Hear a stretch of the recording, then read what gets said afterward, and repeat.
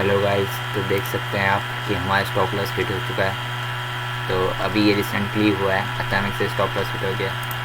ये सोना ने देख सकते हैं आप, हमने लिया था 413.18 पे, जो सॉरी 413.15 पे, और 418.20 पे हमारा स्टॉप लॉस हिट हो गया। तो अब यहाँ पे देख देते हैं हम स्टॉप लॉस हिट हो चुका था 418.20। तो ये भी पोस्ट आपको मिल जाएगी हमारे इंस्टाग्राम पे हैंडल पे और यूट्यूब कम्युनिटी पोस्ट पे, तो देख सकते हैं। तो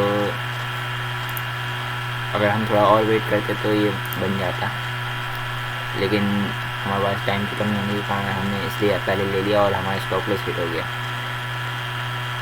कोई बात नहीं, चलता रहता है, लॉस एंड प्रॉफिट चलता ही रहता है। चलिए,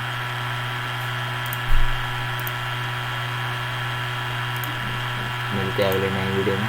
तब तक के लिए take care and good bye.